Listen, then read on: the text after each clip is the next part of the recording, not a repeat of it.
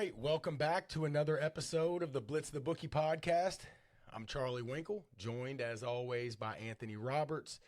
Today is Tuesday, January the 21st, and Ohio State is the college football national champions. It's their first title since 2014. First half kind of looked like it might be a blowout, but Notre Dame clawed back in the second half and made it into a really good, entertaining championship game for college football fans. Did get a little scary for us Ohio State bettors. The line was anywhere from 8 to maybe 9.5, depending on when and where you got it. I had it at 8, so I was sitting on a push on quite a few bets there before that field goal. But in the end, Ryan Day and the Buckeyes win the national championship and cover the spread for their bettors. That's what really matters, right? No doubt. And Anthony, before we really get started, props to you. You had it pegged from the beginning of the year. You called it. You said Ohio State was the best team at the beginning of the year. You stuck by it all year, and it came to be true. That was a good pick there. It was. I was able to cash a few futures. I enjoy the future bets. You know that. They're fun bets. You can bet them early and kind of a ticket that gives you action all year long. Don't get your money for a while, but fun bets. I've had future bets the last 2 or 3 years. Have no clue why I did not make one future bet in college football or the NFL this year. Kind of pissed about that.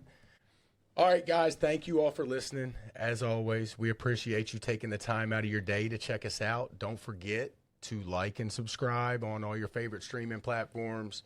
And don't forget to check us out on the Blitz the Bookie Facebook, TikTok, and YouTube pages.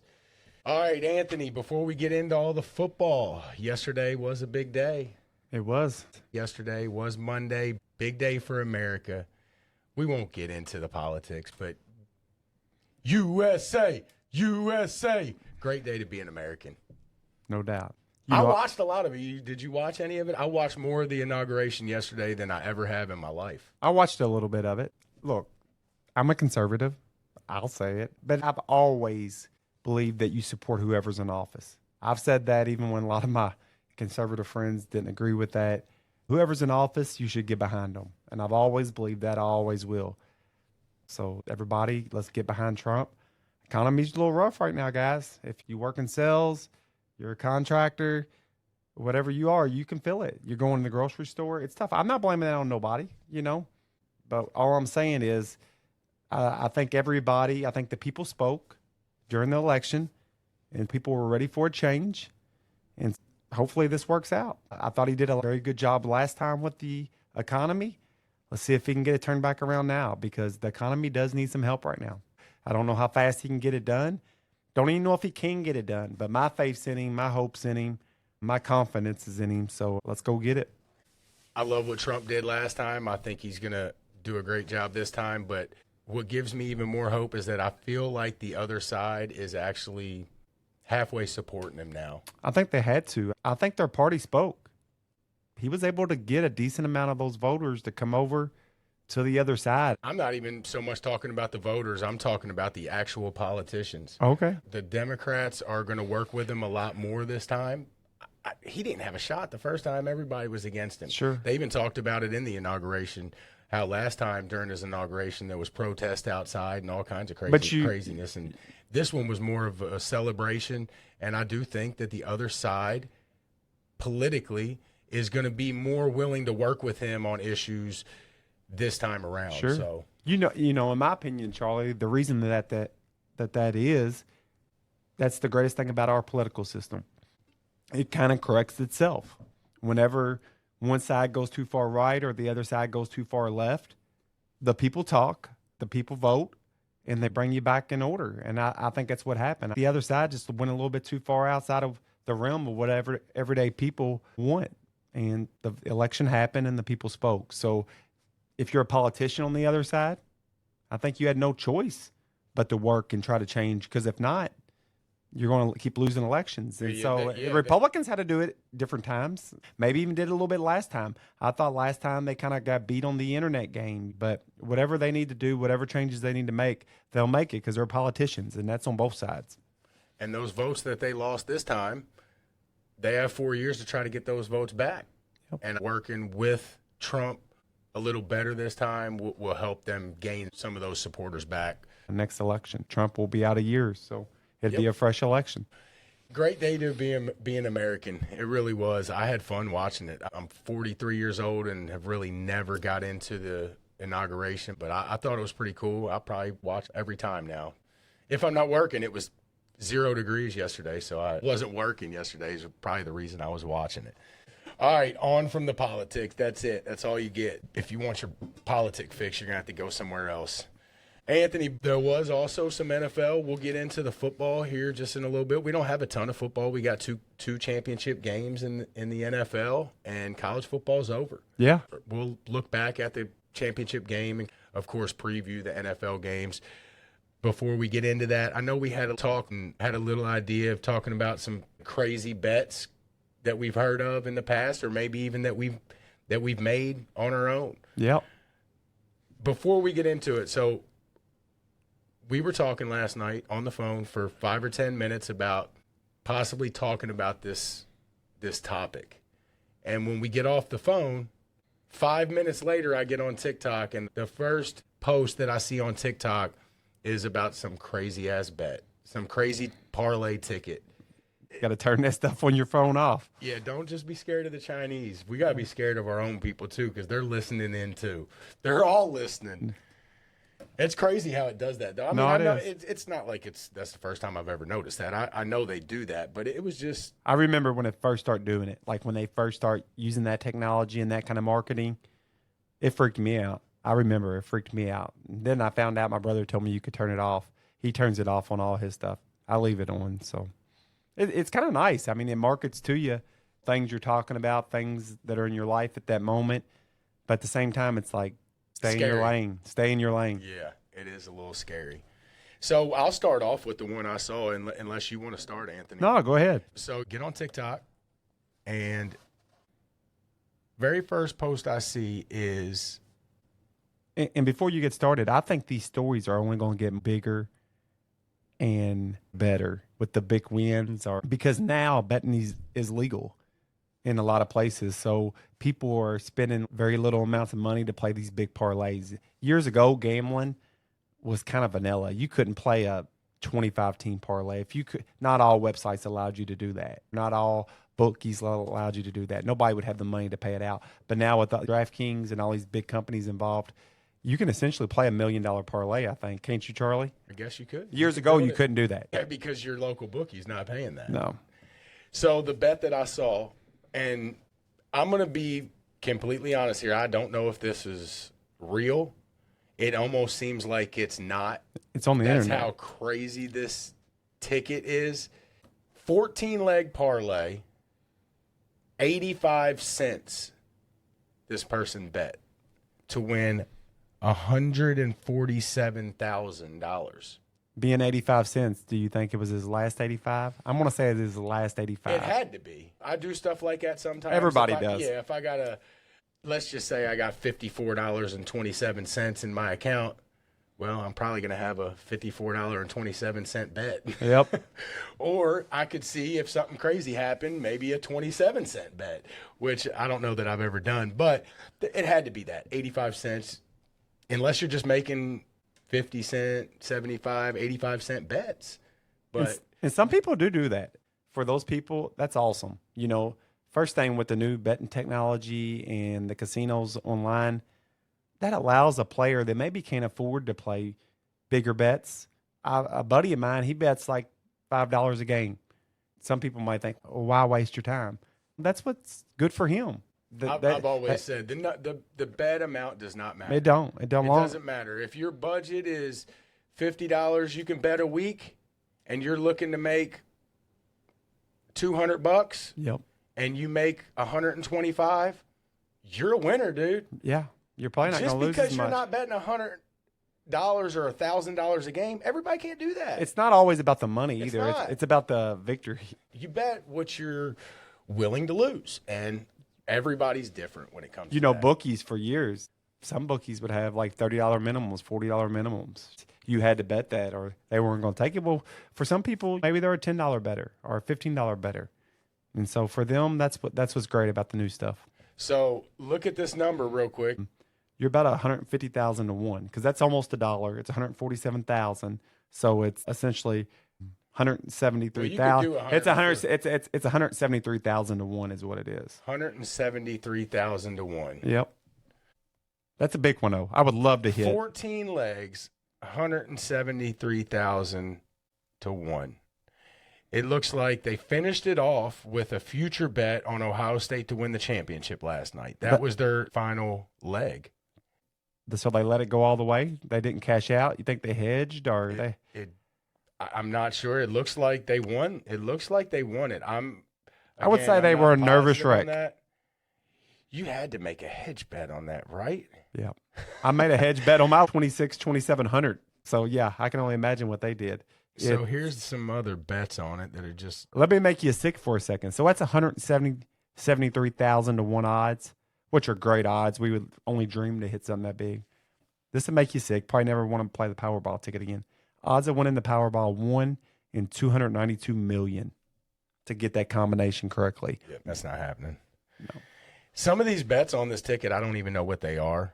One of them just says West versus East. I'm not February 18th. Maybe that was the NBA All-Star game last year. Okay. Had to be over 363. It had to be. So they had like the over in that. They had some looks like some fights. They had UConn to win the national championship last year. Future bet at plus 650. The Bucks at plus 160 to win the division last year. Then they had just some random teams to win the division. 4 or 5, it looks like, in basketball. 14 picks. That's cool. I like the That's question, cool. though. Why was it 85 cents? Last 85 The girl cents. on the video, she asked that same thing. Why would you bet 85 cents? And that was my first thought. It's just, that was your leftover. That was just a mess around bet. Could you imagine that? Dude, I couldn't. I've never even had anything close to that big. You know, we had that pick six, Charlie. If you remember that pick six we had for. If I remember, I'll never forget that happened. Life, Anthony. For the listeners out there, we might have talked about it in our podcast. I don't remember. This past summer, we were setting out at Charlie's pool out there with our families, and we're just betting horses. It was a day at Churchill Downs, maybe a bigger day. I don't remember. But we ended up playing a pick six. How much we ended up throwing up a piece, Charlie? It was a $120 ticket. Okay, so we threw up $60 a piece on a 20 cents pick six. So you get a lot of coverage on 20 cents, but the payouts also get lower. So keep that in mind. Well, me and Charlie, we're picking them. The races are going through. We're winning. We're getting some decent prices, 7-8 to 1. Well, one of the races, third race, I'd had a 60 to 1 horse I picked. It came in. I think it was 51 or 52 to 1. And it got real quick. A lot of people had dropped out because if you know how these pick sixes go, the pick fives, pick sixes, when that long shot comes in and you got it, a lot of losing tickets out there. It did. A lot of people drop out. The only thing I think has saved it a little bit, it was the 20 cents version. There's the 20 cents. Some places have a 50 cents, and then some places have $1. So for people that don't play horses, I'm thinking behind this, if it's $1 pick six, that's the minimum bet, there's not going to be as many winners. It's probably going to pay out on 5 out of 6 because there's not as many combinations. The ticket we had for 20 cents, that would have been a $600 or $700 ticket for $1 that we played for 120. So people don't get it the same amount of coverage. So with all that being said, me and Charlie, we got through all the legs, picked long shots, some solid prices in there. We got down to the last leg. We had 3 horses. It was an 8 or 9 horse field. Of the 3 horses, we had the favorite, the 7 to 5 favorite. That's almost even money. We had a 5 to 1 horse, and we had like a 18 to 1 horse. The 7 to 5 favorite was going to pay like $20,000. That was our lowest payout. Yep. $20,000. The best one I thought was the 5 to 1, a 5 to 1 horse to win like $60,000. 5 to 1 horse to win 5 to 1 horses. 58,000. And there was only like 8 or 9 horses in the race. It was 9. We had 3 of them. You know, the other one I think was paying like 70,000. It was 68,000 was the top payout, 58,000 and 20,000. That was it. We had 3 shots out of 9. And we didn't win. Not only did we not win the longest shot on the board. It was like a 24-1 won the race. Yes. We did not hedge. We were feeling so good about our picks that day that we did not hedge. That is my major regret. Definitely should have hedged when there was only 9. We only had 6 others to buy, and there wasn't any other big favorites. That's really the only way we could have did it. Horse racing is really hard to hedge. The only way we would have benefited if the longest shot hit or one of the longest shots hit, and it did. Yeah, it did. It did. 24-1 broke our heart. Might never get that shot again. It was hard to get over that, Charlie, because it was a fun run. To have a legit shot at 3 big-time prices like that, let me just tell you, it was about 20, 23 minutes in between that second to last and the last race, and me and Anthony probably wore out a strip on my floor from pacing so much in those 20 minutes. And my neighbors were outside that same day, and they probably thought we were absolutely nuts. Because when that 50-1 hit, we were running around crazy in my backyard screaming. The whole neighborhood probably heard us. So that was a wild one. That Anthony, I just hope to have even a chance at something half of that again one day, because the feeling of when those horses broke out of that would have been cool to win. That was unbelievable to have that chance to win that much money. It was kind of fun anyways. Yes, the money was important. It was a good chunk of money, but it was an experience too. It was pretty cool. So talking about a pick 6, here's one. Real quick though. Yeah. About 2 weeks after that, right, I hit a pick 5 on a 12. I remember you telling me about that. Yeah. $12 ticket. Loving it. Messing around. And $12 ticket. And it overpaid pretty good, didn't it? $7,000. And it didn't, if I remember correctly, it didn't look like it was going to pay $7,000, correct? No, it didn't, but I had a long shot in that last race. Sometimes it happens that way. Ori, I'll never forget it. ORI. If you ever see ORI, the horse Ori, bet it. In horse racing, you're betting against pools of other bets. So sometimes you just get lucky, and even though the odds aren't real big, somebody else just might not have that combination. So that was pretty awesome, Charlie. I'll tell you a bad story on that for people that are just getting into gambling. You can look it up. It's on YouTube. A guy had a pick 6. So that's where you pick 6 in a row, just like me and Charlie did. Going into the last leg at Gulfstream, it was $1 pick 6. He was going to win like $600,000, or you might have to look that up, but it was something crazy big like that. I think it was like somewhere around $500,000. He was in his last leg of the race. His horse is literally drawing off. In horse racing, that means it's pulling away. They're almost at the finish line. He's in victory formation, and the jockey falls off. It looks like he jumps off. This happened, I think it was like 10 years ago. It's on YouTube. Gulfstream pick 6, jockey falls off. If you Google that, it'll come up. How mad would you be, Charlie? I'd be showing up at the track wanting to fight somebody. You seen the video, didn't you? Oh, I saw it. It looked like he jumped off. I think last night after the game, Van Pelt does his bad beats. Yep. It shows a little video loop at the beginning of it. I want to say he shows that. That's probably the worst one I've ever heard of. Right before the finish line. I mean, right before the finish line. I probably would accuse with no other horses in the frame. You know, I accuse him of cheating anyway. So that was something else. Yeah, it was bad. The one I remember most when I think about these stories, there's always that story of the FedEx guy. Story goes, you can Google this too. The owner of FedEx, the guy started at Fred Smith back in 1973. He wasn't going to be able to make payroll. Had $5,000 left in his account. I think he needed to make like a $20,000 payroll. They were already kind of maxed out. The company was right there on the edge of not making it, but he needed it to just survive and kind of get him a lifeline to that next week. Things were that tight. And he took that $5,000, went out to Vegas, won like $25,000, $30,000, was able to make payroll, give him a little time. This was in 73, so money was a little bigger. He got his legs under him. FedEx survived. It is the company it is today. So kind of a wild little story there. I've heard that. I don't know. Is there a documentary on that? I don't know. If there's not, there should be. No, I have heard that story. I hadn't heard it in a while until you brought it up. But I feel like maybe there is a documentary on it. It was a good story. Dude, that's great. One more. I got all these. I've been around gambling so much. My greatest victory ever. It wasn't my biggest victory, but it was my greatest victory ever. I'm 17 years old, Charlie. at the OTB. For people that don't know, OTB is off-track betting. Back in the day, that's what they called it. If you wanted to bet horse racing, you wanted to go bet other tracks, but they were on TVs.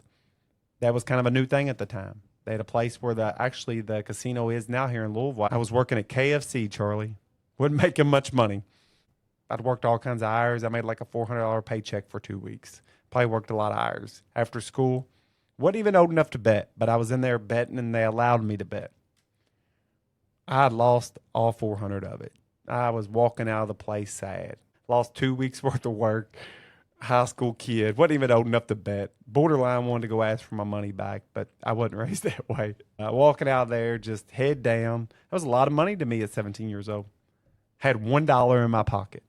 Walking out the doors. There's this little spot by the end. I had $1 in my pocket. Someone bet me $1 straight super at Sam Houston. No box because I couldn't afford to box it. I'll never forget. They were like all 6-1. All four of them were like 6-1. It hit straight. Paid like $600. It was right under the tax amount. Dude, that was the greatest victory for me. I was broke. Dude, I was broke. I just lost my check. Just sad and took $1 and turned it into $600. That was cool as hell. Greatest victory ever for me.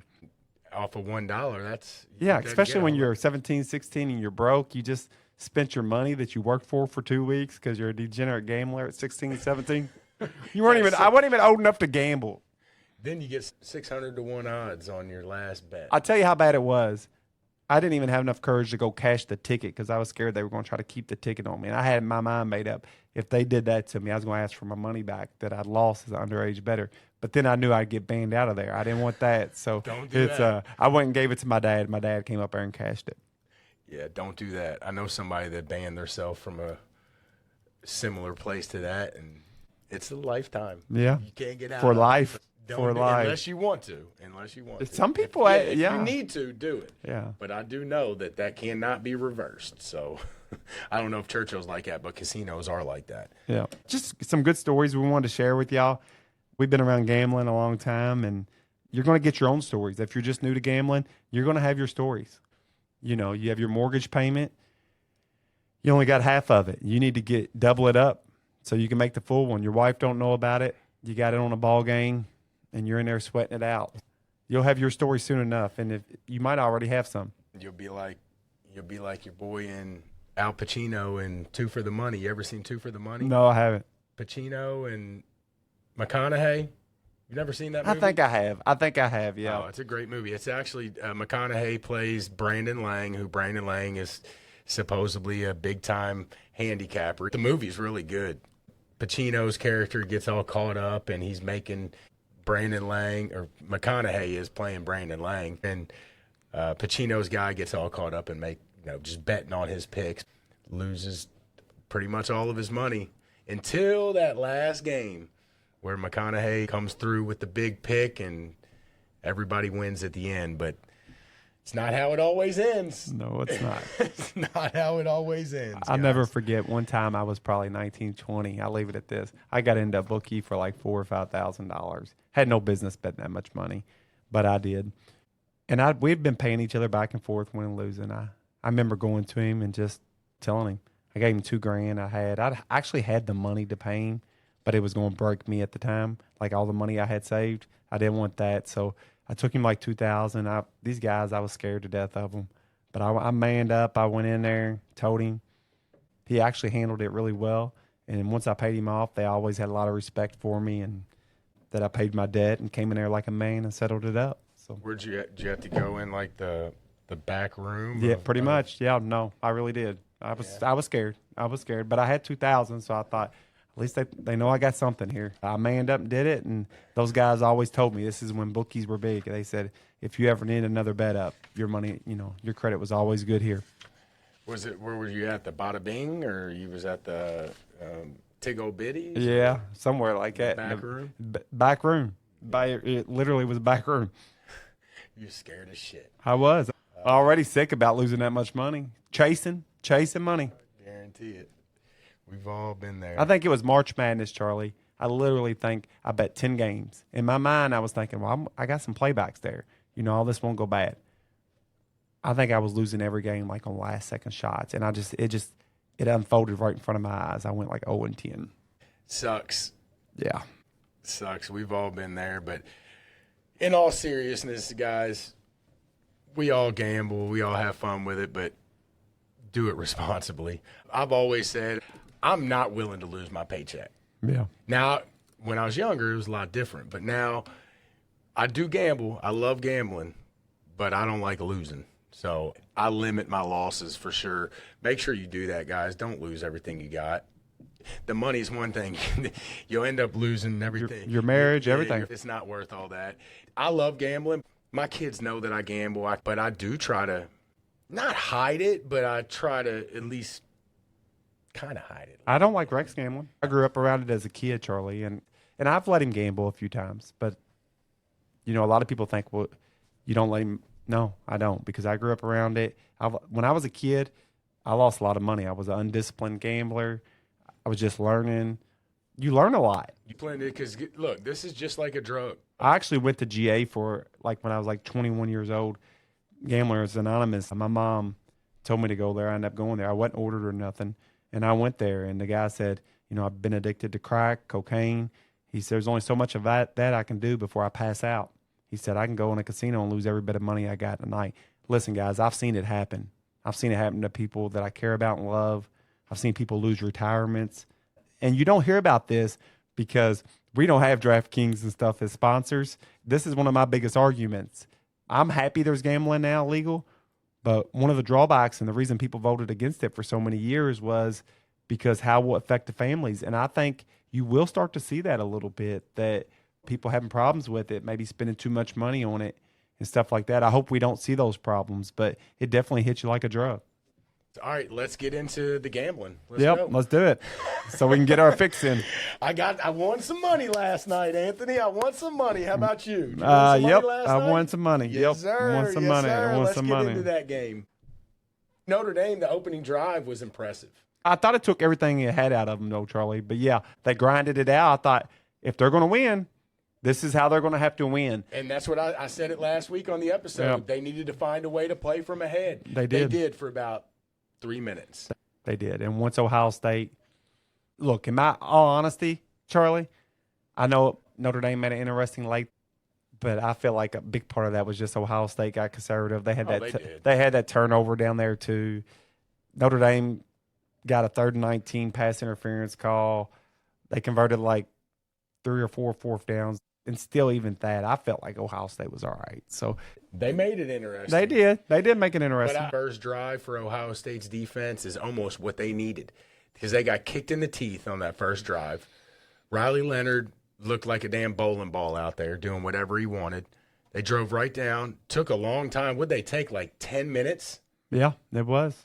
Ohio State didn't even get the ball until 6 minutes left in the first quarter. But I think it was exactly what their defense needed because when they came out for that next possession, it looked completely different. It looked like they made big-time adjustments just like that. Yep, they did. And they also got their first holding call against the offensive line. Charlie, this is going to be a stat. I told you about it earlier. I'm going to tell the listeners about it. Look it up. It's real. It's one of my gripes, especially in the college football playoff, but throughout college football season. Now, we had a listener that I actually thought it was in the NFL too, but it's not. And what I'm talking about is the holding calls on the offensive line. And I guess a lot of that's with the mobile quarterback, that they're getting more holding penalties now in the NFL compared to last year. But in college football, I bet you there were 6 or 7 the whole college football playoff. They were down across the board in college football. But here's a stat that's crazy. The Ohio State Buckeyes, one of the best defensive lines in the country, if not the best defensive line, a defensive line led by Jack Sawyer, one of the best rushers in college football. Ohio State gets after the quarterback and the run game as good as anybody on defense. But in saying that, 728 consecutive defensive plays where the opposing team was not called for offensive holding. 728 plays. It dates back to the Marshall game, 14 games back. in the season, almost to the very beginning of the season, not one offensive line had been called for holding against Ohio State. That's an unbelievable stat. It's ridiculous. What it is college football. The offensive linemen are able to hold more than ever. They're wrapping their arms around them. So, of course, everybody knows about that. The offensive line coaches, so, of course, they're telling them to do it more. They're doing it so these teams can pass the ball. It makes it easier to pass the ball. It just does. But 728 plays, but Notre Dame did get an offensive holding against Ohio State last night. So, First what else one am I bringing since the Marshall game. 14 games. Yeah, 728 So that's plays. What, second or third game of the year? Yes. And I think the only reason he got it's because he bitched about it all week. He was working for one call all week. Ryan Day, I'm talking about. That is a pretty wild stat. It is. I try to pinpoint like how that happens, or it's college. How does that happen? It's college football. Yeah, but that's one team. You're talking about Ohio State. Yeah, but did that happen to other teams? Yes, that is unreal. So that is a crazy, especially with that good a defensive line. But it was across the board in college football. It had to be where whoever the head of the NCAA officials said, "Hey guys, we want to see more passing. We want to see cleaner pockets for these quarterbacks." I would say we want to see these quarterbacks protected, but like Brady said, they're not trying to protect them because you got all of them running. It's not about protecting them. It's about points. 14 games in a row is weird. It almost seems unbelievable, overall, Charlie. But it's like, if that's overall, then that means maybe not 14 games, but maybe you got other teams that are going 5, 6, 7 games without that's even 5, 6, or 7 games in a row without having a holding call on your defense. It's kind of weird. One game. I know it is. Well, I mean, I don't even know why I'm saying 5 and 6. I watched the Texas Arizona State game with all that pressure Texas got on them. There wasn't one time that Arizona State held them. I don't believe. If you're watching the games, and I'm not saying they haven't always held some. I know that we've always allowed them to get their hands in. These guys are going around the shoulder pads now. I mean, just watch them. What they're allowing them to get away with, it's ridiculous. I'll go back to what I believe is that they want to see passing. They want to see yards. They want to see points. Nobody appreciates a run game, even though the run game is kind of got back in style in the NFL this year. Everybody wants to see half-line offense and points. Because if you don't hold like that, you can't create clean pockets like that. Quarterbacks have to make quick decisions. So 7-0 quick lead for Notre Dame, but Ohio State comes right back, 11 plays, 75 yards, and they answer with a score. And then after that, in the first half, it got out of hand. It did. It kind of turned into a little bit of a domination there. Looked like it was going to get really ugly, even in the third quarter. It was 31-7 when Ohio State fumbled that ball, and they fumbled the ball, and Notre Dame's 20, so they were going to score again. Yeah, it could have been 38-7 and over. That was right at the point I went upstairs. That was at the end of the third quarter. At the end of the third quarter. Right at the beginning of the fourth. The last thing that happened at the end of the third quarter was Ohio State had the ball, and it was an incomplete pass, going to put them in like 3rd and long, and they got that roughing the passer on Will Howard, gave him an automatic first down, went to the break, going to the fourth quarter. I went upstairs, put my kids to bed, come back down. Notre Dame's got the ball on like the 30. Yes. And I had no clue what happened. I had to get on ESPN and look. The game would have been well out of reach at 38-7. But it wasn't. They fumbled, and they answered 31-15. But even at 31-15, I still thought it was over, but Ohio State went conservative. They probably should have, though. I mean, the time was running out. They had to get 3 scores and 3 and I'm not 3 saying they were 2-point wrong. conversions. I'm not saying they were wrong by going conservative, because that probably won them the game. Yeah, so the missed field goal, Notre Dame had a missed field goal, and then come back, and would they get that long touchdown? The Greathouse touchdown, 30-yard touchdown, that put them within 10, and then they went for the 2 and got the 2. The 2-point made all us Ohio State bettors nervous. It did. I had them at 8. What'd you have them? 9.5. You had 9.5. But my real money was in the that's right. in the future bets, which was money line. But now I did hedge Notre Dame for like 250, which I was getting plus 325. So I would still won about I think it was close to 1,000 if Notre Dame won, just because I was getting plus three something on the odds there. But I definitely need Ohio State to win money line, and I had a lot of my bets started this week with there's not a lot of games, so I had multiple game parlays. I had a lot of them started with Ohio State, so I didn't want to have to go redo them again. So that was kind of nice for them to get the cover. Yep. So they scored to cut it to 8 there with what? Right at 2 minutes. Yep. Ohio State then gets the ball. Pretty much needs what? Maybe 1-2 first downs, I think. Yep. They got one.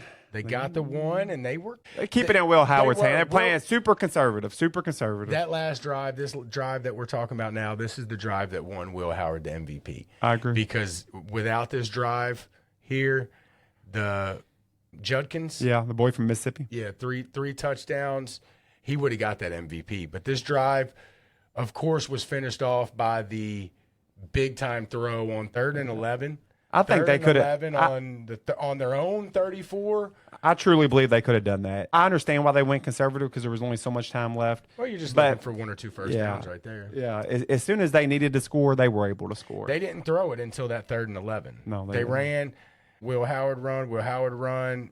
Will Howard run. Will Howard run. They kept it in his hands too. Why hand it off? Judkins got the first carry on that drive on first down, and then Howard 1, 2, 3 in a row until that 3rd down. 3rd and 11, they go deep, threw a great pass. Yeah, he did. Howard played really good.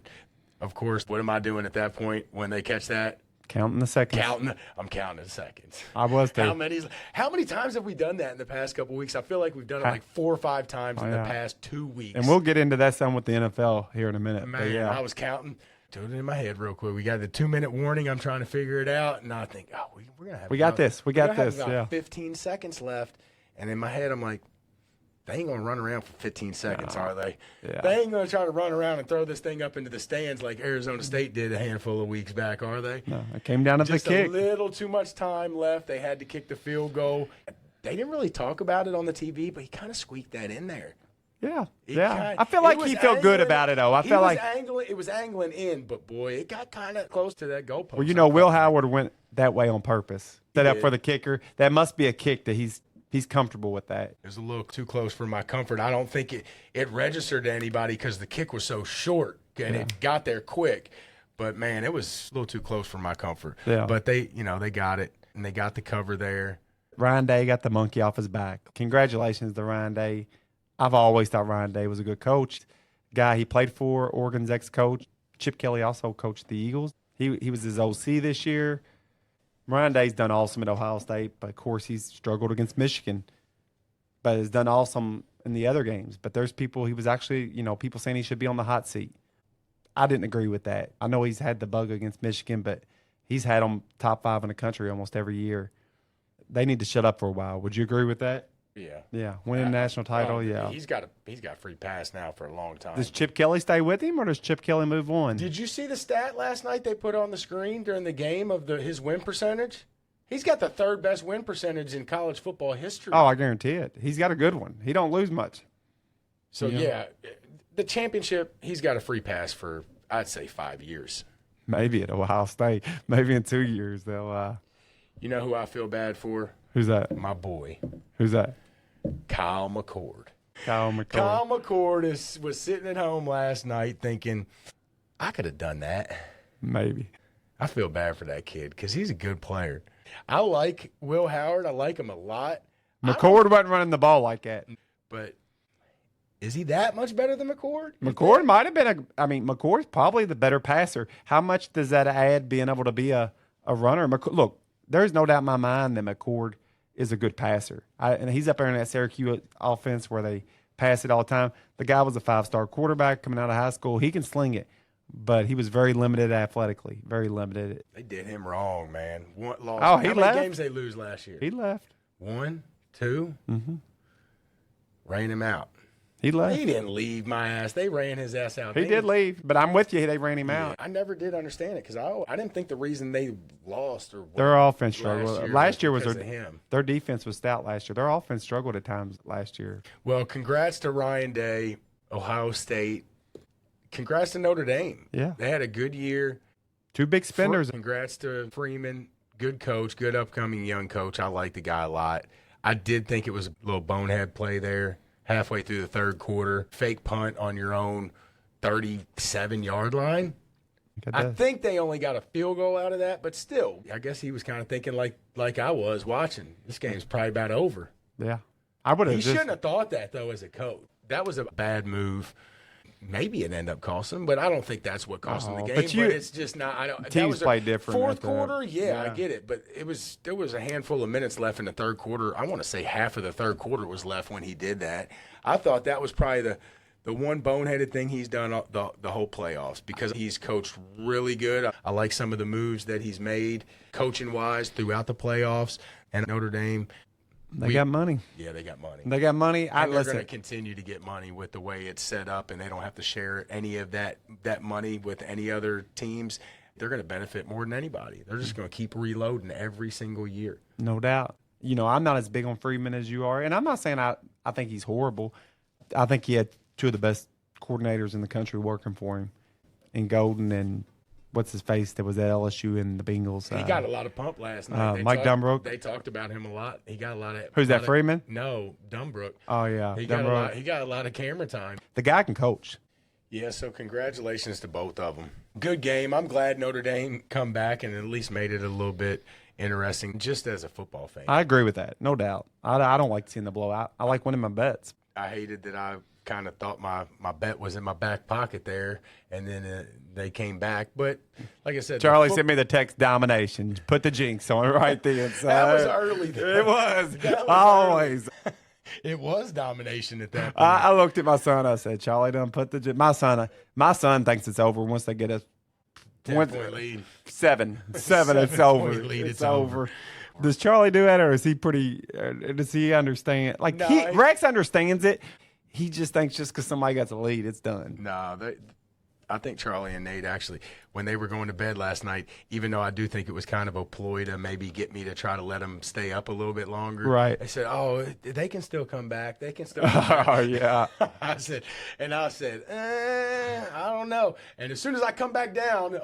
Oh, I think Rex does it to make me mad because he knows I'm always telling him, you finish the game. Even when we're playing, you finish the game. No lead's too big. He tries to do opposite of whatever I say, Charlie. I've told you 1,000 times. But the boy just, if he thinks it can get under my skin, he'll do it. Well, sadly, that ends the college football season. Sad. Going to be, 8 months until we get some more college football. Spring practice will be here not too far away. A little bit of football. We got 3 games left in the NFL, and then it's on to college basketball and opening day of baseball. That's what I'll be looking forward to next. But, yeah, it's going to be a while for some college football. It's sad that it's over, but it was a fun season. Anthony was all over Ohio State at the beginning of the year. Good pick, dude. Yeah, it was a good pick. On to the NFL.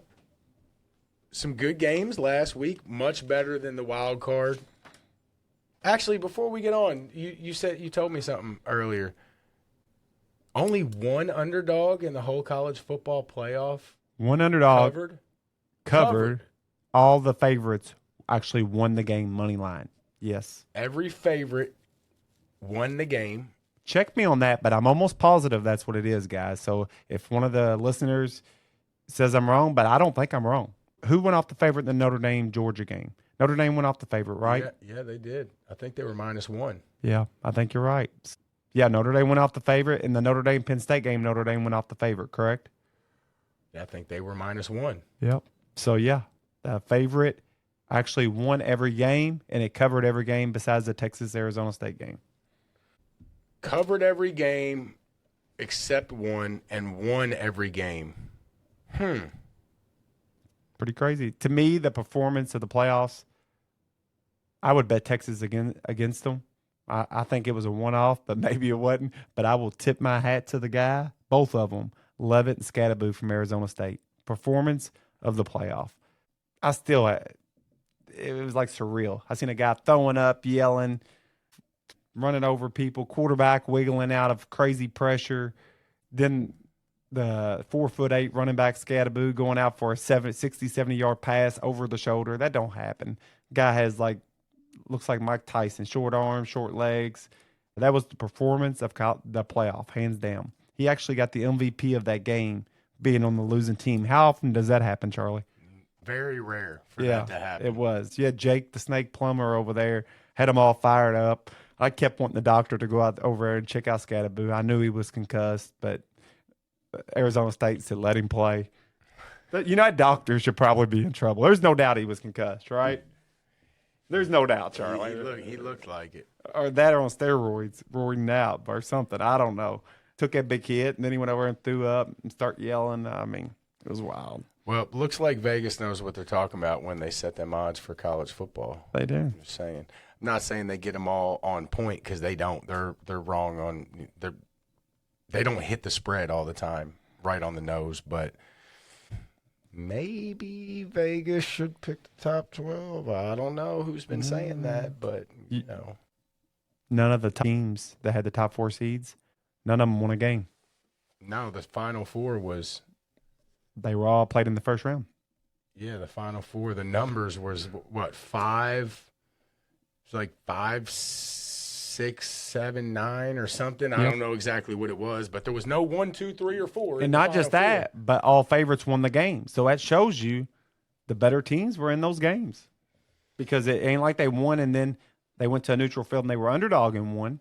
They went to a neutral field and they were favorite and won. Yeah, not saying, just saying. Yeah.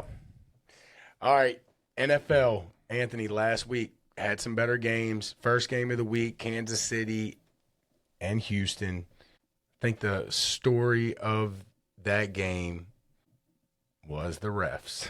No the doubt. refs were a little bit iffy there. Look, I have made fun of people for talking shit about these refs all the time in Kansas City, but I'm going to tell you what, something was iffy. Son, A couple of those were iffy. Charlie, I've been saying, listen, I haven't been that guy either. So I like to joke about it, but like I don't think, to me, like if people's cheating, it's players, and a lot of it in college football where they're trying to throw the game. I don't think they're like NFL setting up games or refs. I've never believed that. Well, probably about 2 or 3 Kansas City games ago, the controversial games, I started asking you, do you believe it? You're like, no. And I was just then starting to wonder, like, is this happening? I still don't know, is it happening? But, man, you start to question it, don't you, Charlie? There was some iffy ones. Look, the first one was the slide, the late slide by Mahomes when he was a runner. Very late slide. And he has 2 defenders come in at him looking to put a whooping on him. And they was coming at him, and they actually ended up hitting their self. They ended up helmeted to helmet their own teammates and kind of missed Mahomes, but the way they were flying in there, got that call. I don't like the call. I don't like the call at all, but like I told you, I think most of the NFL quarterbacks are going to get that call. That's a shame. But I think that call is 100% wrong for one reason. The slide is some bullshit. I said it with Dak Prescott last year, and I like Dak. I have no problem against Dak. I like Dak a lot, actually, probably more than most. But I seen it with him, and we seen it with Mahomes when he was going out of bounds on that other play. They're trying to draw them penalties, Charlie. You should not be able to try to draw like a personal foul late hit penalty. Not only do I think you shouldn't be able to do it, but I think they need to start throwing penalties on the quarterback for late slides. If you really want, if we want to protect them, if you really want to be protected, slide earlier. Or if you get, like I say in basketball, if you get caught flopping, it's a technical on you. If you get away with it and you sell it, fine. You know, sometimes you'll flop and the officials will be all over it. It should be a technical on you. I agree 100%. These quarterbacks sliding late is becoming a problem because as a defender, you're playing in the biggest game of your life. It's ridiculous, dude. It's ridiculous. And you're trying to do your job. And then you have to have this thought while you're all amped up and going 100 miles an hour and giving everything you got. And in that split second, because it's a certain player or a certain number on their jersey, you have to react differently. It's not fair to the defenders. I understand protecting the quarterback. I understand protecting unprotected players, punters, receivers when they're up, whatever. There is times where you got to protect these guys. We've seen it. Some of these guys that played when we were kids are dying. Players that were playing when our parents were younger, a lot of them guys are beat up. big time. There's so I understand. There's a happy medium. There is. So I get what they say they're trying to do. I'm with you. I heard Tom Brady say this, and I talked to you about it before I ever heard it. Well, then why are they promoting and benefiting from the quarterback running the ball so much now if they really want to protect them? They want the points. It's not about protecting them. The NFL's never been about protecting their players. They just haven't. No, that's about points. They pretend to do it. Brady made that point, but I talked to you about it before. But I think it's a great point. If we're really trying to protect them, why are we promoting it, celebrating it, all these quarterback runs? We got quarterbacks now that weigh 200 pounds. When we were a kid, we got a quarterback in the league. He's a good quarterback. He's 6'4", 200 pounds. When we were kids, you had to be a big guy to be a quarterback because you were going to take some hits. But let's don't contradict ourselves and say we're here to protect the quarterback, because if we were really protecting the quarterback, we wouldn't be promoting and celebrating the running game of the quarterback so much. All right, so let's talk about the other big story of this Kansas City game. Kansas City's leading 23-12, up 11. They got the ball with a minute and so left. And what are we doing, Anthony? I'm picking up Texas Roadhouse from a family. Well, I'm counting seconds again. Yeah, me too. I'm counting them right there with you. Seconds. I'm trying to figure out, and I'm gonna give Anthony credit again, because I called him. You did say they're gonna run out and get a safety, and at that point I'm thinking, no, they're not. I even said, no, they're not. They're gonna run it on second down, and they're gonna try to get this first down. Well, my math in my head was not adding up because, well, actually it did add up because they had. You just thought they were going to punt it. Yeah, you just thought they were. Yeah. I thought with it not adding up, they're going to be 15 to 20 seconds left. Still up 2 scores, punt it. Go get the first down. Yeah, but I get it. To me, on second down, you already got 4 yards. Just run it, try to get the first down and seal the game up. They kneeled it on second. They kneeled it on third. My big thing is if you're going to do that. What Mahomes didn't do was try to kind of burn. He did burn like 1 or 2 seconds and then knelt, but I feel like he should have tried to burn 3 or 4 more seconds each of those 2 plays. But they were up 2 scores, so he knew he was 99.9% still going to win it. But yeah, I'm with you. So Anthony calls it on second down. They're going to run out and get a safety. Well, I got off the phone, and that's what they did. If y'all saw it, kneeled it on second, kneeled it on third, 4th and 15. They line up for a punt. Punter catches it, runs out of the back of the end zone for a safety. They win by 9. I had him at 9.5. Yep. So I'll tell you. That was another spread that bounced around a bunch that week. So I heard people had him at 8, had him at 8.5, had him at 9, and I had him at the worst number, which was 9.5. The funny thing, real quick, before you get into yours, the funny thing about this is that, look, when you said they're going to run out for a say, I understood what you were saying and why they were doing it. I don't particularly agree with it because to me, I just say go get that first down. But you can argue if you fumble. I don't agree with it either. So it is what it is. But I understood what they were doing, and it was once you get to 4th and 15 in that situation, that is the right play because you don't want to punt right there. Because if you punt, you get a free kick, kick it down. Yeah. You get a little bit better kicking position. But my only problem with it is this. You're still up by 2 scores at that point. You're still a 99.9% winner from there.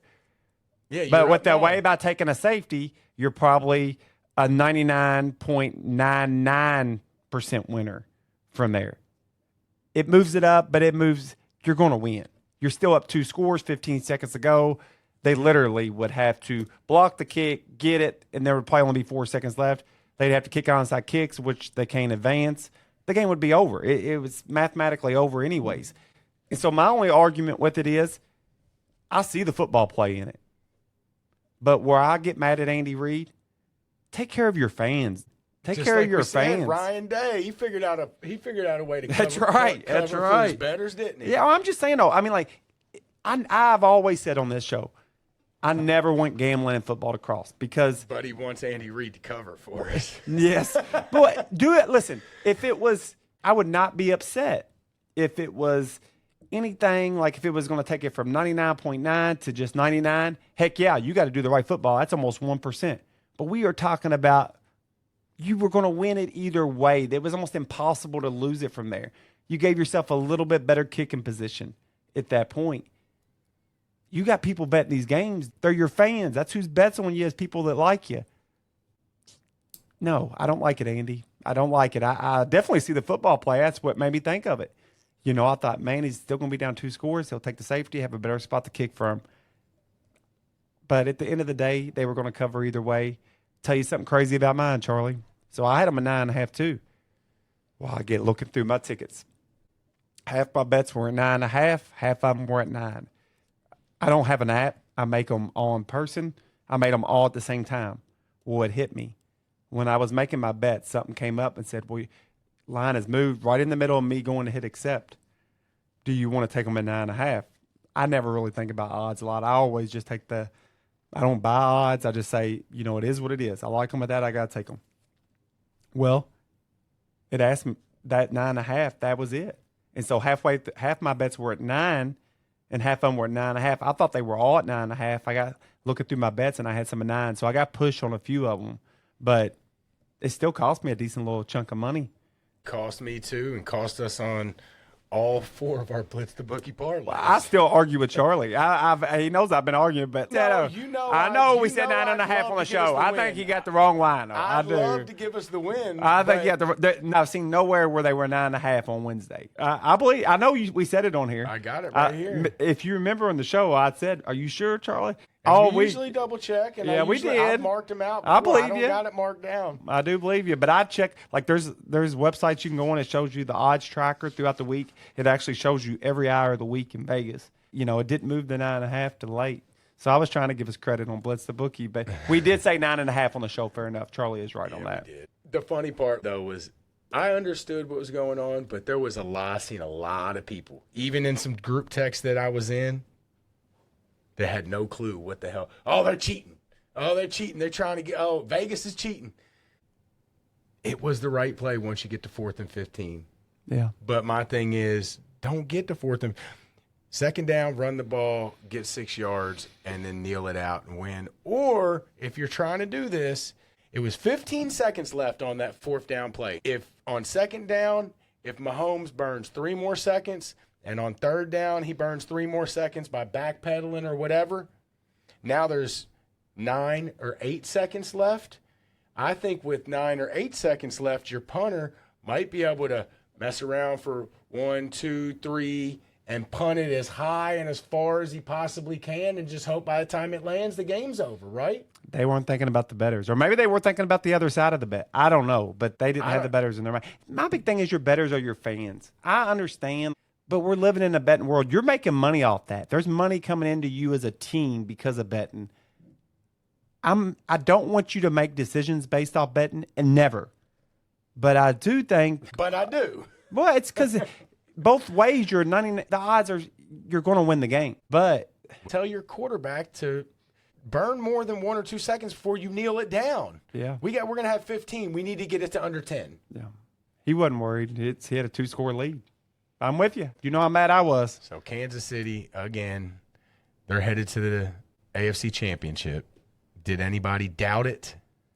The roller coaster rides of gambling. The block field goal, high as a kite. That happened. Felt like somebody took a knife and shoved it in your stomach. All of about 15-second difference. You're talking about some highs and lows, son.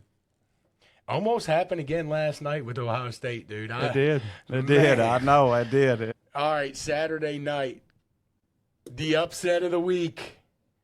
The Redskins. I did say it. I was worried about it. And I said if there was going to be an upset, even though I like the Rams, I was worried about the Commanders. Not only do they win by 14, force 5 turnovers by the Lions. Lions probably played one of their worst games of the year. 5 turnovers, not good ones either. Some really bad throws. Goff was bad. Yeah, he was Goff bad. was bad. It wasn't enforced turnovers. He was floating balls. I'm sure they would love to have Matthew Stafford back right at that moment. That was a wild one. 45-31, 14-point win on the road. Detroit fans hate it for them. I wish they had my a lot. boys could go 15-2 and get Dude, a 1 seed one time. They had a lot of injuries. I do believe. Look, I'm not the biggest Detroit fan. I'm not a hater. I'm kind of in the middle with Detroit. I do think they were good, but man, they had a lot of injuries. A lot of injuries. They'll be back. A fully healthy Detroit team would have been hard for anybody to beat. Daniels had another good game, 300 yards, 2 touchdowns. I said it last week, I'll say it again. Washington's got an angel on their shoulder, dude. They do. They've got something going on this year, and I like it. I like Jaden Daniels. We all know what happens that sophomore season. Usually people get a better read on you. We'll see what happens when that time comes, but my man's a rookie, and he's playing to go to the Super Bowl. No doubt. I like Jaden Daniels. You know I'm going to bring this up because I said it to you, so I'm going to bring it up. You get a chance, guys. Just look it up. I'm not saying I don't think Jaden Daniels is good. I actually think he is good. But this does make me question it. But I do like him. I really do. I liked him in college. The backup quarterback, Mariota, this year, every time he's come in the game, he has killed it. He played the game against Dallas. I think Daniels went down. He was like 3 for 6, Daniels was. Mariota ended up going like 17 of 22 touchdowns, no interceptions. But you can go back and look at all of Mariota's stats for all of his seasons he's played in the NFL. The highest QBR he's had for a season was like 92. This year he actually has a bigger sample size than you would think. This year his QBR is 131, 4 touchdowns, no interceptions. And every time he's come in the game, he's done good. Now, that's taking nothing away from Daniels. I guess it is. It makes me question a little bit. Is it a great offense? Is it all what we're seeing with Daniels with our eyes? And I guess only time will tell. But I do like Daniels. That's taking nothing away from him. Maybe Mariota. You think anybody should give Mariota a job? Everybody knows what he is by now. He's been in the league for damn near 10 years, hasn't he? Charlie thinks I'm crazy. But I'm not even saying backup. That's what Mariota is. He's a good backup. Is anybody going to want him as their starting quarterback? I doubt it. Yeah. I doubt it. I don't think the Commanders have a great offense. I think they're a well-coached team. My question to you is those 6 games that they won in the fourth quarter or on the last drive or on the last play, can they win those games with Mariota? I don't know. Do they even have to?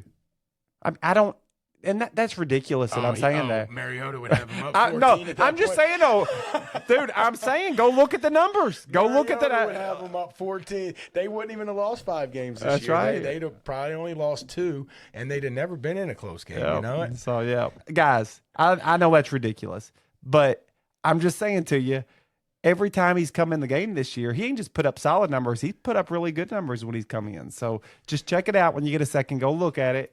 Tell me what you think. The Oregon fans will love that. Yeah. All right, then Sunday, the Rams and the Eagles. Sad day. Sad. I'm just going to go ahead and say it. I think the snow saved them. I do too. The snow saved the Eagles. Rams were playing good ball. 2 fumbles, just a running game for the Eagles. The two turnovers in a row in the third quarter, that was it for the Rams. It was. I mean, they still had a chance. Miraculously at the end, the snow. It almost became the greatest comeback. They were down 14? Yeah, but like 4.5 minutes. The Eagles had went up 14 there, and been a close game all the way throughout. Then the Eagles got that touchdown, went up 14, and it was snowing. I mean, that took away the pass game for that's a big part of what the Rams do. It was them 2 fumbles in a row, man, within just a couple minutes of each other. Their defense played good like they'd been playing. My hats go off to the Rams. I think they were a good team. I think they would have caught Philly just on a dry field. That played right into what Philly wanted. And the Rams still made it, got it down to the 20-yard line with a chance to tie it up or win the game. Rams played good considering the weather and the trip. Not only the trip, they had to take a trip last week to Arizona unexpectedly when they were supposed to get a home game and then have to go to Philly and play in the snow. I thought it was – If they would have won that, Charlie, they would have had a home game against Washington, which they might – I say they've been a slight favorite, maybe a point or 2. I would have had it in futures like $11,000 going. And I didn't even have a lot invested. I got them at stupid long odds like 4 different times. I could have hedged from that point on. probably would have threw 1,500 on the other team. And then if that lost, I would have threw 3,000. Even if both of them lost and the Rams won, I still would have came out about 6. And when I say that big number, I don't bet like that. That's just I was getting crazy big odds. Future odds. Yeah. For you. Yep. Yep. I had like $90 on him to win like 3,000. Yeah. I think I had him at 30 to 1 and 35 to 1. Yeah. I got 2 of my bets at 65 to 1.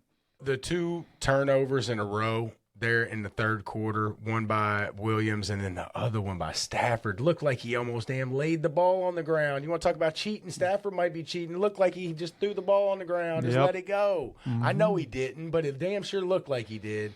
At least there was some snow. Lamar looked like he did that, and there wasn't even no snow. It almost kind of looked the same. Yeah. Those 2 plays look very similar. It did. I think Lamar's actually went to I think he went to the ground with the ball. Stafford really didn't, but it just kind of fell out of his hand. It was weird.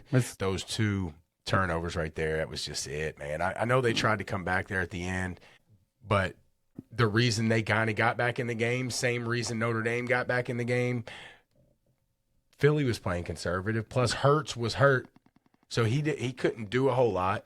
He can't do a whole lot anyways. But I'm just saying. I like Philly. Philly. They're already a conservative team. They on are. The offensive They side are. of the I ball. agree.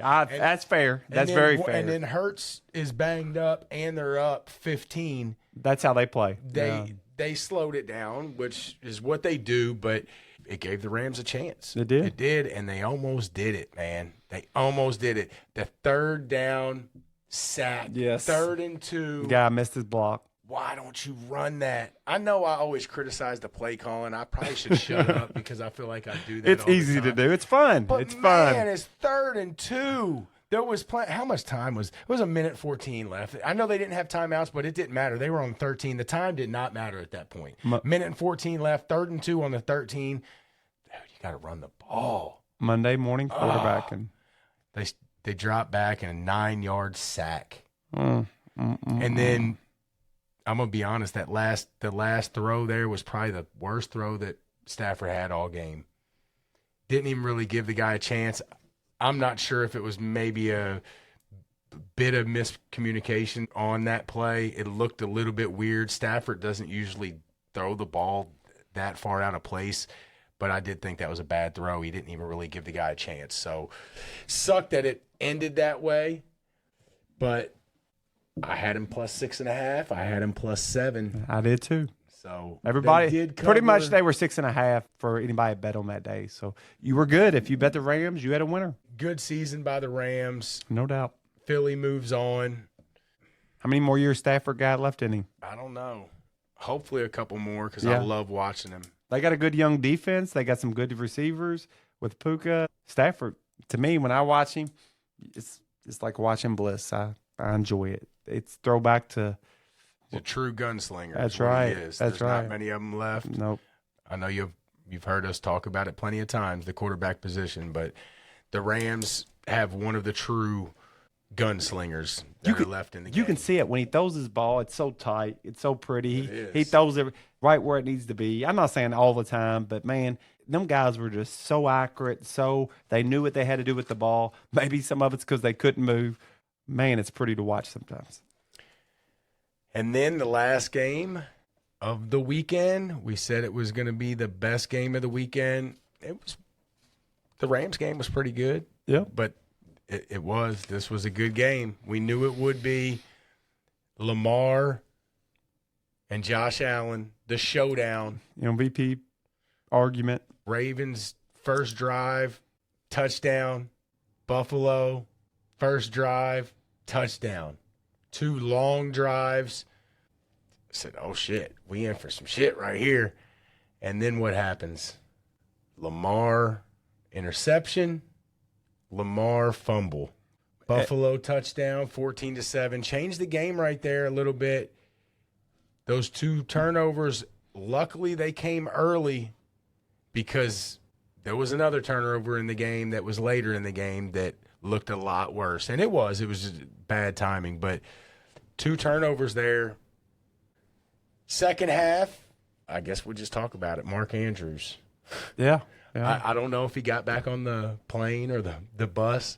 Listen, I hate it for the guy. He screwed up. Probably the most reliable Raven on the roster. I agree. Over the past however long he's been on their team. He's been super reliable for them. I think they said it on the broadcast. First fumble since 2019 and only his second fumble in his whole career. Yeah. And he fumbles at the worst time.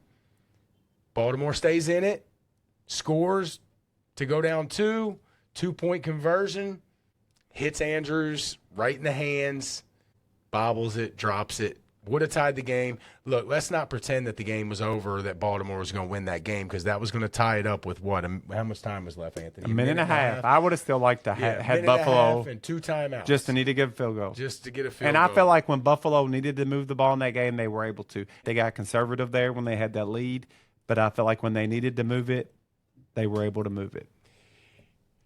I hate it for Andrews. I do. I do too. You know I'm not a Ravens fan, but I do, man. I hate it for them. You know, I was happy. For him. Look, as a Kentucky fan, I know Lamar fumbles in the big moments. So I took my dig.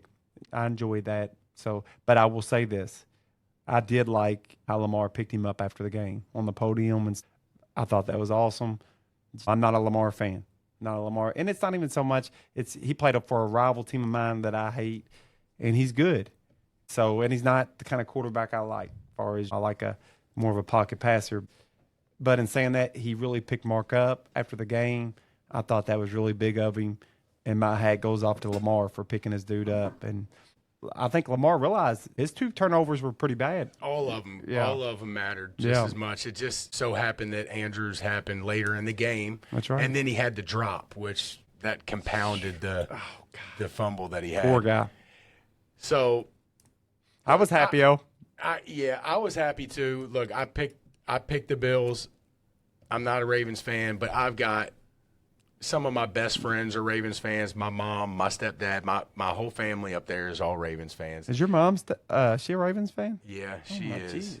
They're all Ravens fans, so I won't. They don't like the Redskins or nothing? No, I won't get on them too bad because I know that this is kind of like us with like Kentucky basketball. Yeah, it hurts deep in your soul, and I'm gonna give them a few days. I haven't even. I only messaged one of my buddies, and I didn't even mess with him. I just kind of asked him what he was thinking about Andrews today. I wasn't being a dick. I was just being. You're right, Charlie. Seriously asking. You're right. I know how that is as a Kentucky fan with stuff like that. Yeah, that's bad. Yeah, so I'm not trying to dig on him too much. Of course, I did have Buffalo pick, but I did see this, Anthony, and this sucks. So look at this video. It looks like 2 or 3 years ago, Baltimore playing Cincinnati in the playoffs. They fumble about to go in on the 1-yard line, and Cincinnati ends up winning that game. Mm-hmm. That was like 3 years ago. Right. That's how they lost in the playoffs. The next year, right here, playing Tennessee, Derrick Henry throws the little jump pass to ultimately beat Baltimore that year. I remember that game. Last year, Flowers diving into the end zone. Fumbles on the 1-yard line against Kansas City. Yeah. Remember that? Mm-hmm. And now this. Dude, that's some bad beats. It is. That is some bad beats. Just so happened to run across that video the other day after they lost. That's some bad. I think that's 4 years in a row. I don't know if they're in a row, but they're, the last handful of years. But the Ravens fans, I feel for you guys. I do. I feel for you. I love you. I love y'all. Okay? I don't love the Ravens, but I love y'all. Well, we're on to 2 championship games this weekend. We only got 3 NFL games left. College football's over, and NFL is wrapping up. Both games will be on Sunday. First game is going to be – who is the first one? Yeah. Washington at Philly. Washington at Philly. Philly's at home, -6. Washington scares me again, Anthony. I got them at 5.5. 5.5 right now? No. They're at -6 now. Oh, okay. You got them at 5.5? I already made my bet. I got you. So who you got at 5.5? I got the Eagles. Got the Eagles. I think it's a bad matchup for Washington. I think this is going to be the toughest defense Washington's faced in some weeks. They've been facing some easier defenses. Eagles have the #1 pass defense in the country. Washington has a really bad run defense. Their pass defense is decent, but Philly likes to run the ball. It's at home. As much as we've been celebrating Jaden Daniels, which rightfully so, I think the Detroit defense was banged up. Then it was Tampa. They didn't even score a lot of points on them. Tampa had one of the worst pass defenses in the league. Yeah, and Detroit was in the second half of the season at the bottom of a lot of the defensive metrics. I thought the Falcons outplayed them, and they played the Eagles twice this year. The last game they played them, they beat them, and that was one of the miraculous comebacks. But Philly was actually up 21-7. Jalen Hurts got hurt, and Kenny Pickett was in. They played super conservative. Washington was able to come back in the game. It wasn't his best game. He actually threw 2 picks in that game. But just Washington got super conservative, and Washington came back and was able to win it there late. But then the game before that, when Hurts played, they actually were up 28-10 with like 20 seconds to go. Now, Washington got like a junk touchdown with 20 seconds to go. Jalen Hurts actually threw it 28 times, which is unusual for them. He had a big game. I look for him to have a big game in this game. I look for Washington to come out and try to really do everything they can to stop the run. Philly will actually try to mix it up. I think they'll try to be all hands on deck to try to stop the run. I think they'll give some throwing opportunities to Jalen Hurts. And with what happened last game where they let Washington back in the game, once Hurts got hurt and they got conservative, I think they'll keep the gas down. I think Philly wins. They better try to stop the run because they allowed 200 to Detroit and they allowed over 200 in both of the Philly matchups earlier this year. And we know what Philly does. Run the ball. They run the ball. And my question is, how hurt is Jalen Hurts? Because he did get pretty banged up there. I think, what was it, a knee or something? It was it was a leg injury. How much will that affect him running? Will they run him as much? They already showed that after he got banged up, they weren't going to that tush push. Yeah. They went away from the tush push twice, at least twice, after he got banged up. So it will affect their play calling. Just how much. It's hard to tell. Jalen Hurts is tough. He's going to play, and he'll play through injuries too if he can. He's a game manager. But I do think that will affect the play calling a little bit. They're still going to be able to run the ball, of course, because they got Saquon Barkley. But the duo of those two running together and the threat of both of those running helps out each of them. Oh, no doubt. So if the threat of Hurts running is considerably less, what does that do to Barkley's game? The problem is Washington's run defense is terrible. If Detroit can run for 200 on them when they were trailing the whole game and still ran for 200, that's pretty impressive if you think about it. Oh, that is. They were losing, getting beat in that game, and by a couple touchdowns late, and they still ran for 200 yards. That's a problem. Especially when Jared Goff's your quarterback. Yeah, he doesn't run. He's right. not getting any A lot of of the yards. times these yards are coming from some of these quarterbacks nowadays, but not from Goff. They split these games in the regular season, but the game that Washington won, that was the game that Hurts got injured, right? Am I wrong about that? Yeah, got injured after the second score. Yeah. They were up 21-7 at that game. Washington does really scare me here. It settled for 4 field goals in the second half. They scored Philly 4 did? times. Yeah, they had scored 4 times in the second half. They had 4 field goals, and they actually had a missed field goal right before the half. That's a formula to get you beat.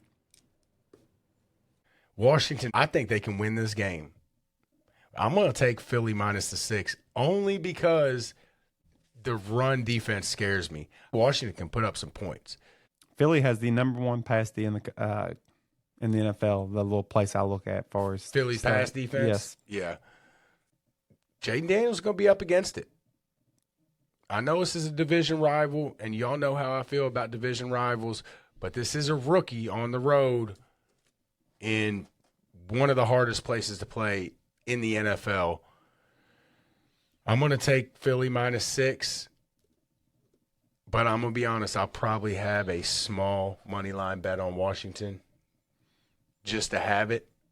And I have not looked at the over-under on this game. I don't know what it is, but I think it's going to be a high-scoring game. What is the over-under? Do you know what it is? Over-under is 47.5. That's a little higher than I thought it would be. Like I still think I like the over. Because I think Washington's going to be able to score. What the Rams put up, 20?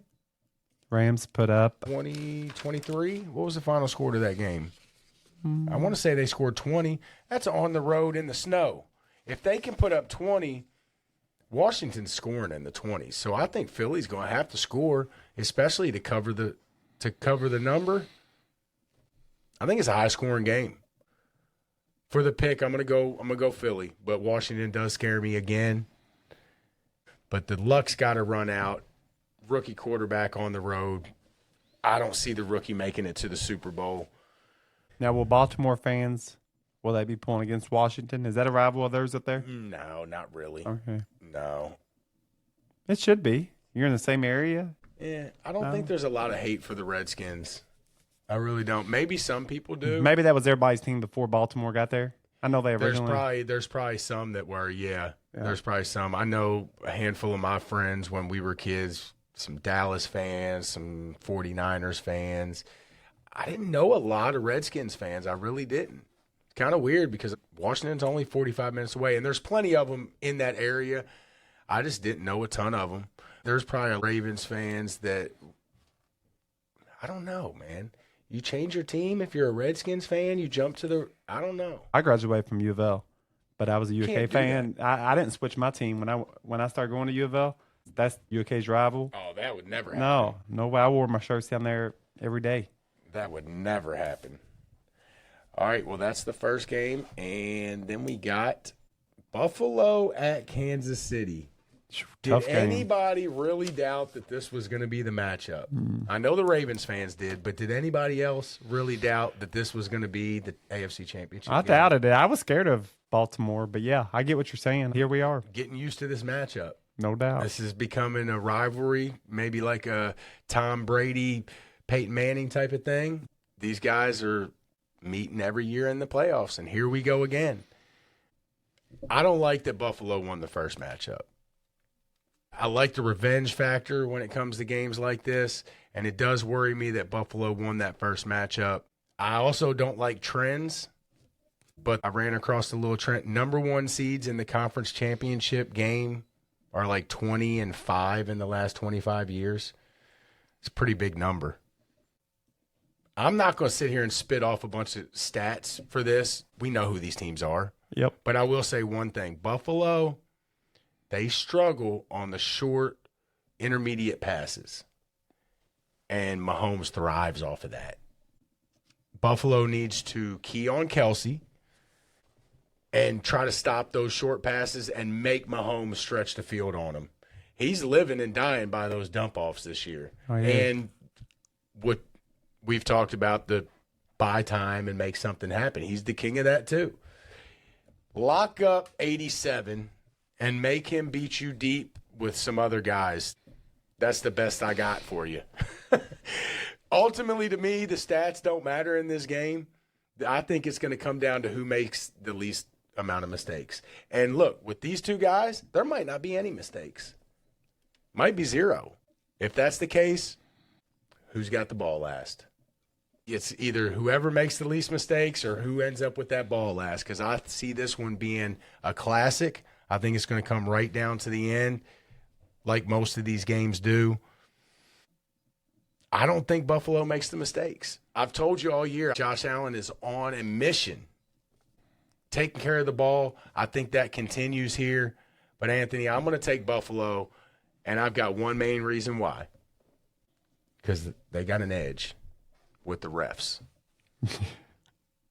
The refs are feeling the pressure. I don't the think refs are on TikTok, okay? They see the people bitching. Charlie, it's been going on a while, though. They see I it, would give no, you that. no, I like that angle. no. I like that angle. It's happening this week. They're flipping it this week. I'm telling you. The pressure's been on them. The refs are feeling the pressure. They've seen all the videos with them in the red and white jerseys. We've seen the memes of the refs kissing Patrick Mahomes on the lips. They've seen it. It's flipping this week. All the calls are going to Buffalo. Buffalo's got the refs in their pocket. Roll with Buffalo. I'm telling you. It's All right. flipping this week. So, I'm going to go. I don't want to hear no bitching about the refs this week. I'm going to bet some prop bets. I'm not going to pick the game. No, I'm joking. I don't know who to pick in this game. I really don't. I have some futures on both of them. I'm kind of trying to cover myself where it balances out equal. So it's tough for me. I would like to see Buffalo win. I like Josh Allen. But I tell you, I got Kansas City in my futures, and I've kind of been on to Kansas City. It's a tough bet. You know you can't do it. You know you cannot do it. It's tough, dude. I really don't know who to take. It's hurting you. I know who you're going to take because you ain't said it yet. It's hurting you to say it. I don't know. He's taking Kansas City. I'm going to take Kansas City. If he was taking Buffalo, he'd have already said that. I'm going to take Kansas City. He did not want to say it. The only reason I can't say this. I'm going to bet come Sunday, so because I'll change my mind 10 times before then. But I told y'all, I finally quit trying to beat them. Probably about with the third of the season left, I finally told Charlie, I give. They're lucky. They got the refs on the payroll. My dad used to tell me, if somebody's cheating, you just need to figure out who's cheating and get in with them. So I'm just trying to get on the side with the winning team. I would love to see Josh Allen win the game. I'm covered enough on futures. I probably don't have to bet a lot. So I'll watch as a fan. I would love to see Buffalo win it, but if I'm picking, I'm not picking against the Chiefs. Telling you, Kansas City's not the cheaters. The refs are the cheaters, and the cheaters are flipping the script this week. The refs are talking about it. They like Buffalo. I don't think so, son. They swore loyalty to him. Listen, I'd love to see Josh Allen win the game. I'm a big Josh Allen fan.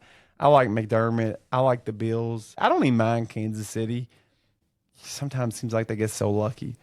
Luck runs out this week for Washington and Kansas City. I hear you. I'm not probably betting this game. I got my future, so I'm going to pull for Buffalo, but just for the sake of picking, I'd probably pick Kansas City. So that's who I got, Kansas City. Don't say you didn't hear it here on Blitz the Bookie first. The refs are flipping the script this week. Mahomes is getting no calls. Charlie's on drugs. And Buffalo is winning the game on the road in Kansas City to send Josh Allen and the Buffalo Bills to the Super Bowl. Mahomes and Andy Reid, they know where the bodies are buried, Charlie. They can't. The referees can't. You know, they know where the bodies are buried. Heard it here first. Just letting you know. All right, guys. Well, that is about it for this week. We will be back same time, same place next week with a Super Bowl set.